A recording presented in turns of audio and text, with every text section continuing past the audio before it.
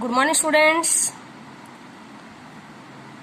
How are you? I hope you are reading the chapter clearly, and if you have any problem, you can ask, you can discuss, beta. And I have completed this chapter in two videos, first and second, up to this para. It means first part. जो इस chapter के two parts थे, तो first part वो आपके two videos में complete कर चुकी हूँ, और थर्ड वीडियो में मैं सेकंड पार्ट को डिस्कस करने जा रही हूँ। तो आप सुनेंगे ध्यान से। और सेकंड पार्ट, जैसे कि मैंने पहले बताया था, सेकंड पार्ट में जो मुकुंद है वो अम्बर्टो इको का क्या ले रहा है, इंट्रो ले रहा है। ठीक है, तो मुकुंद कौन था? एक एडिटर था हिंदू मैगजीन का, और अम्बर्टो इको एक नॉवलिस्ट था, एक राइटर था। तो कैसे वो इंट्रो उनका चलता, तो उसके बारे में इसके में लिखा हुआ है सेकंड पार्ट के अंदर। तो आप सुनेंगे ध्यान से बेटा, listen. I am a professor who writes novel on Sunday, Umberto Eco. It means Umberto Eco बताता है कि मैं एक प्रोफेसर हूँ जो संडे को नॉवेल्स लिखता हूँ।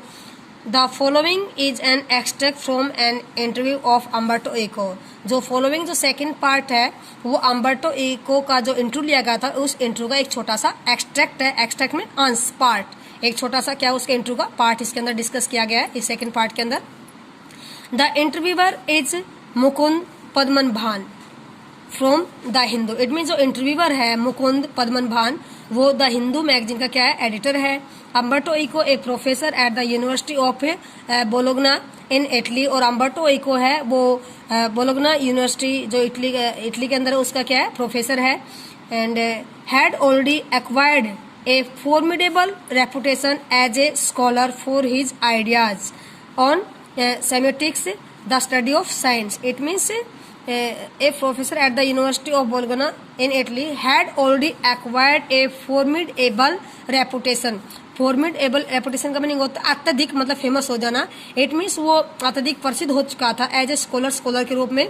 For his ideas on सिमेटिक्स, the study of signs. It means सिमेटिक्स के आइडियाज पर, आइडियाज के लिए वो एज ए स्कॉलर क्या हो चुका था, फेमस हो चुका था। और ये सेमेटिक्स का मीनिंग क्या होता था, स्टडी ऑफ साइंस, यानी कि साइंस की स्टडी करना, साइंस का अध्ययन करना। जैसे साइंस का मीनिंग जैसे आपने देखा होगा ना, ये आपके ट्रांसपोर्ट के होते हैं, उसके बारे में किसी भी टाइप के साइन के बारे में आपने देखो, सड़क के ऊपर जो साइन लगे होते हैं तो उनकी स्टडी, उनका अध्ययन।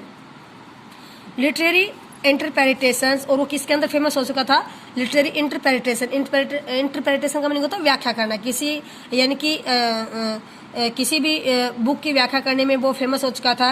एंड मेडिवल एस्थेटिक्स, और मेडिवल एस्थेटिक्स का मीनिंग होता है इसके अंदर जो मध्यकालीन जो टाइम है उसके बारे में वो फेमस हो चुका था। Before he turn to writing fiction, किससे पहले, यानी कि फिक्शन को लिखने से पहले वो इन सब में क्या हो चुका था, फेमस हो चुका था। Literary fiction, academic text, essays, children's books, newspaper articles, यानी कि न्यूज़पेपर आर्टिकल, ऐसे, एकेडमिक टेक्स्ट, इन सब को स्टार्ट करने से पहले वो अपने लिटरेरी इंटरप्रिटेशन के अंदर, मेडिवल एस्थेटिक्स के अंदर और सिमेटिक्स के आइडियाज के अंदर क्या हो चुका था, उस यूनिवर्सिटी में फेमस हो चुका था एज ए स्कॉलर।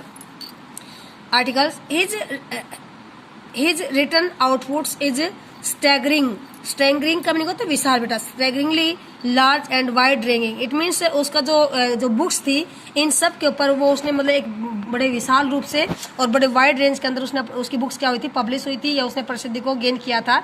इन 1980 और 1980 में ही acquired the equivalent of intellectual superstardom with the publication of the Name of the Rose. The Name of the Rose, ये उसकी नॉवल है, जो उसकी बुक का नाम बेटा ये तो 1980 के अंदर ही acquired the equivalent of intellectual superstardom. Intellectual का मीनिंग क्या होता है, आध्यात्मिक, यानी कि उसने अपनी आध्यात्मिकता के अंदर उसने प्रसिद्धि प्राप्त की थी इन 1980 के अंदर with the publication of the Name of the Rose. जब उसकी the Name of the Rose book publish हुई थी 1980 के अंदर, तो उसने काफी प्रसिद्धि गेन की थी उस दौरान भी। Which sold more than 10 million copy, यानी कि इस बुक की उसकी कितनी कॉपीज बिकी थी, 10 मिलियन कॉपीज बिकी थी। तो इस प्रकार जो अम्बर्टो इको एक काफी फेमस राइटर था। Mukund the English novelist and academic David Lodge once remarked, यानी कि मुकुंद बताता है इंग्लिश नॉवलिस्ट, यानी कि एक जो English novelist academic David Lodge, जो डेविड लॉज एक अनदर राइटर का नाम है, वंस रिमार्क, इसने रिमार्क किया था अम्बर्टो इको पर।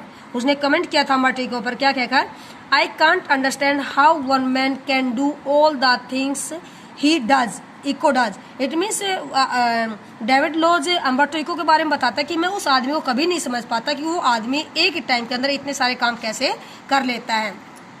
तो ये क्वेश्चन है मुकुंद वो किसके सामने रख रहा है, अम्बर्टो इको के सामने रख रहा है कि तुम इतने सारे काम को एक साथ कैसे कर लेते हो। Maybe I give the impression of doing many things, maybe हाँ हो सकता है, I give the impression of doing many things कि मैं एक टाइम के अंदर कई चीज़ें करने का इम्प्रेशन मतलब मैं दे सकता हूँ, बट इन द एंड, लेकिन लास्ट में जब मैं एक ही साथ कई काम करता हूँ तो लास्ट में आई एम कॉन्विंस्ड, मुझे ऐसा विश्वास होता है, I am always doing the same things कि मैं एक टाइम में सेम चीज़ें कर रहा होता हूँ, मुझे ऐसा लगता है, हालांकि मैं डिफरेंट वर्क करता हूँ बट लास्ट में मुझे लगता है कि मैं एक ही टाइम के अंदर सेम काम कर रहा होता हूँ।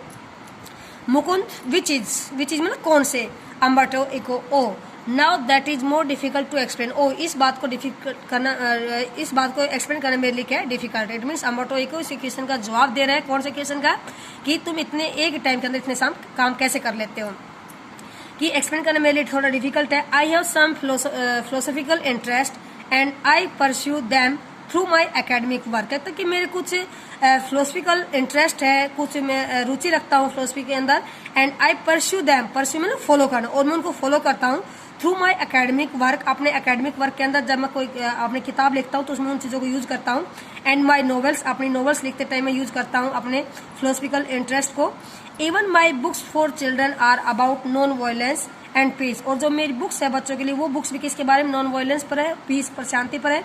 यू से जैसे कि तुम जानते हो, the same bunch of ethical, ethic मतलब नैतिकता, यानी कि the same bunch of ethical यानी कि नैतिकता के बंच पर, बंच में जैसे गुच्छा होता है बेटा यहाँ पर, यानी कि नैतिकता के आधार पर फिलोसफिकल इंटरेस्ट, और कुछ बुक्स मेरी फिलोसफिकल इंटरेस्ट पर होती है।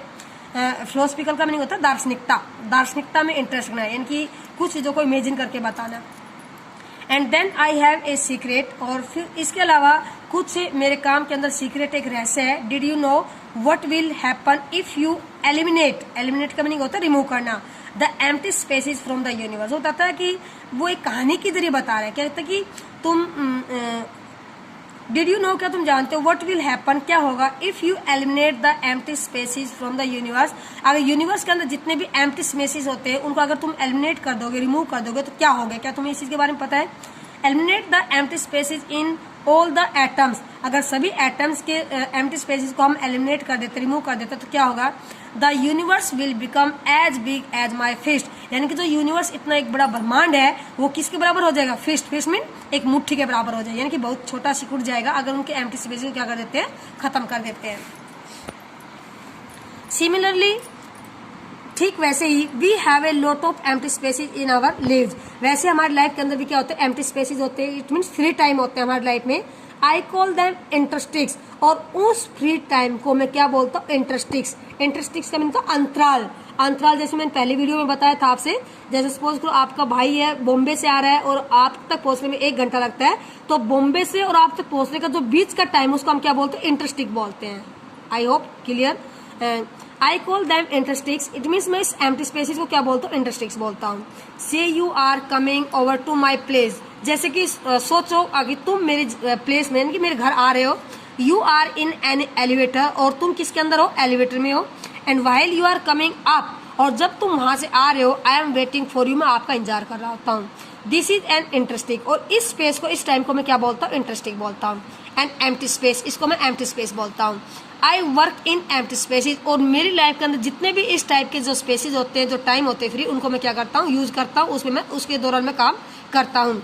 While waiting for your elevator to come up from the first to the third floor, it mean जब मैं आपके एलिवेटर का फर्स्ट फ्लोर से लेकर थर्ड फ्लोर तक पहुंचने का मैं इंतजार कर रहा होता हूँ।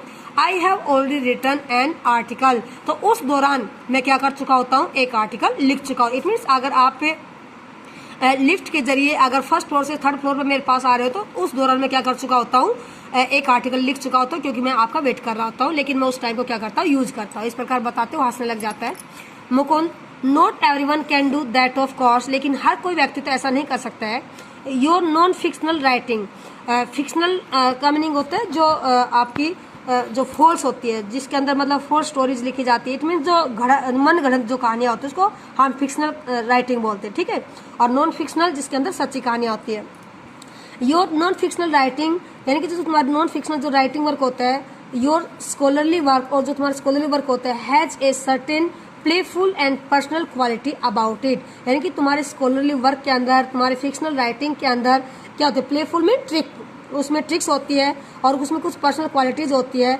It is a marked departure from a regular academic style, it is a marked departure, marked departure का मतलब तो आपका काम होता है वो कुछ डिपार्चर, डिपार्चर मतलब अलग, हटकर, कुछ हटकर होता है, from a regular academic style, यानी कि जैसे कुछ दूसरे राइटर होते हैं जो रेगुलर एकेडमिक स्टाइल से वर्क करते हैं, तो उनसे आपका जो वर्क होता है, स्टाइल होता है करने का, वो कुछ डिपार्ट होता है, कुछ अलग होता है। Which is invariably the personalised, इस मीन्स आपका जो वर्क होता है, जो दूसरे लोग जो वर्क करते हैं वो व्यक्तिगत आधार पे करता है। डीपर्सनलाइज का मतलब कि उसमें उन लोगों की मतलब पर्सनल बातें ज़्यादा होती है। And often dry and boring, और उनकी जो राइटिंग वर्क होता है वो ऑफन ड्राई, ड्राई का मतलब इंटरेस्ट उसमें नहीं होता है, इंटरेस्ट लेस होता है, एंड बोरिंग, और वो बोरिंग करने वाला उनका राइटिंग वर्क होता है। Have you consciously adopted an informal approach, it means आपने अपने बुक को इंटरेस्टेड बनाने के लिए क्या आपने कोई इनफॉर्मल अप्रोच को यूज किया है, या आप किसी चीज का इनफॉर्मल अप्रोच में किसी दूसरे व्यक्ति का सहारा लेते हो पूरा करने के अंदर, और it is something that just came naturally to you, और या कुछ आपके राइटिंग में कुछ ऐसा है जो खुद तुम्हारे पास आ जाता है।